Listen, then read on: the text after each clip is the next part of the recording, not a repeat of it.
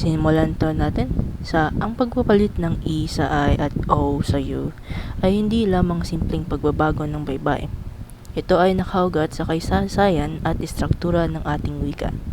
Bago dumating ang mga Kastila, ang ating sinaunang sistema ng pagsusulat ay meron lamang tatlong patinig, A, E o I at O at U. Senyas na galing sa Espanyol o sa Ingles. Sa kaso ng E o I, magiging senyas ang E sa mga salitang Espanyol na nagsisimula sa ES upang ibukod sa mga salitang Ingles na halos katunog ngunit nagsisimula sa S.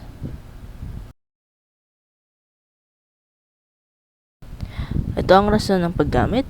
Ang pagbabago ng mga patingin sa mga salitang hiram mula sa Espanyol at Ingles ay upang itugma ang baybay ng salita sa likas na ponolohiya o tunog ng wikang Pilipino, nang sa gayon ay maging mas madali at natural ang pagmigas nito para sa mga katutubong nagsasalita. Habang ang hakbang ng paggamit ay una, pagkakangkop ng baybay sa natural na bigkas ng Pilipino. Pangalawa, pagpapanatili ng orihinal na titik sa mga formal o technical na salita. Pangatlo, pagpapalit ng E o O tungo sa I o U sa sandaling ang hiram na salita ay madagdagan ng mga katutubong panlapi. Sunod ay ang halimbawa ng Espanyol o Ingles sa Filipino. Ang mga halimbawa ay politika, politika, opisina, opisina, berne, berne, cook, kusinero, eskwela, eskwela. Meron ring estilo, estilo, espiritu o espiritu, remolke o remolke, gobyerno at gobyerno. Ang torta ay torta pa rin. Pangalawa dito ay ang kapag sinundan ng pang-ugnay na nang. Kapag ang isang salita nagtatapos sa O ay nilalagyan ng pang-ugnay na nang, ang O ay madalas ngunit hindi laging mandatory sa bagong tuntunin na naging U. Ito rin ay ang rason ng paggamit ay pagpapadulas ng bigkas sa pagitan ng huling patinig at ng pang-ugnay. Habang ang paraan ng paggamit ay ginagamit ito sa pamamagitan ng pagpapalit ng titik O sa huling pantig ng salitang ugat at ginagawang itong U bago ikabit ang pang-ugnay na nang nagsisilbihing tulay upang ilarawan ang kasunod na pangalan. At ang halimbawa nito ay ugat na may nang. Ano, anong, sino, sinong, tato, tatong, puso, pusong, malabo, malabong, matalino, matalinong, gwapo, gwapong, malayo, malayong, kwento, kwentong, tuyo, tuyong. Pangatlo ay kapag inuulit ang salita. Sa pag-uulit ng salitang ugat na nagtatapos sa E o O, ang unang bahagi ay nagbabago ang huling titik.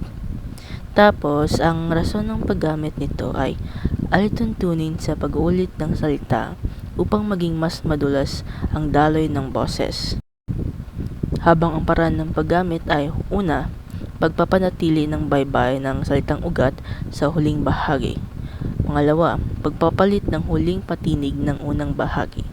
Pangatlo, paggamit ng gitling sa pagitan ng dalawang bahagi upang ipakita ang pag-uulit.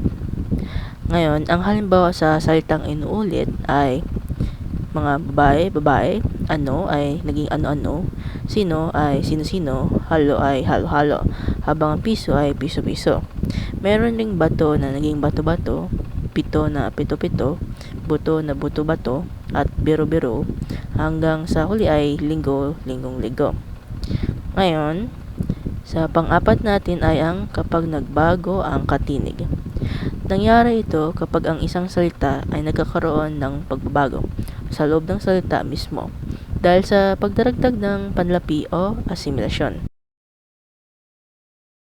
Habang ang rason sa paggamit, ang pagpapalit ng patinig sa kategoryang ito ay ang ekonomiya sa pagbigkas, kung saan ang pagbago ng katinig o pagkawala ng isang tunog ay nagbubunsod sa pag-a-adjust ng kalapit na patinig upang mapanatili ang ekstruktura ng pantig at gawing mas mabilis bigkasin ang salita.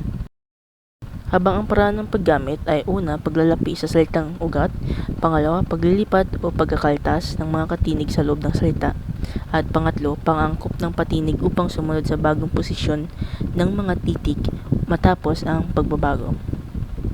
Ngayon, itong mga halimbawa naman na kung saan naging from luma na naging nabago. Atipan, aptan, higit, higitan, masid, masdan, sakay, sakyan, saraha, sarahan, bili, bilhan, labhan, laba, takip, takpan, luto, lutuan, at huli ay putol, putlan. Ngayon, ang pang-apat ay ang panglima naman ay kapag nagbago ang kahulugan. May mga salita sa Pilipino na nag-iibang ibig sabihin kapag napalitan ng i o i o o o u. Ito ay tinatawag ng mga paremes minimal.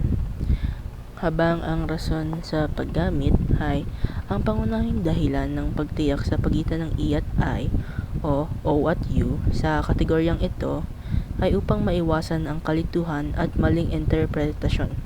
Dahil ang bawat titik ay nagsisilbing phoneme o unit ng tunog na nagtakda ng isang espesipiko at magkaibang konsepto sa isip ng mambabasa at tagapakinig. At ang paraan ng paggamit ay una, maingat na pagpili ng tamang patinig batay sa nais ipahiwatig na konteksto.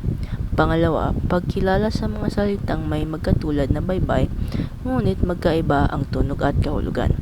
Pangatlo, pagpapanatili ng formal na baybay upang hindi magpagpalit ang dalawang magkaibang salita sa loob ng isang pangungusap. Ngayon, ang mga halimbawa ng salita A to salita B. Una ay ang mesa, misa, orso, uso, tela, tila, bote, buti, at ewan, iwan. Habang belo, bilo, kuta, kota, selyo, silyo, pera, pira, pecha, picha. At sa huli ay ang epekto ng hulapi. Kapag ang salitang ugat na nagtatapos sa i o o ay nalapian ay sa dulo, ang i ay naging I at ang o ay naging u. At ang rason ng paggamit nito ay ang hulapi ay humihila sa tunog ng huling patinig kaya ito nagbabago.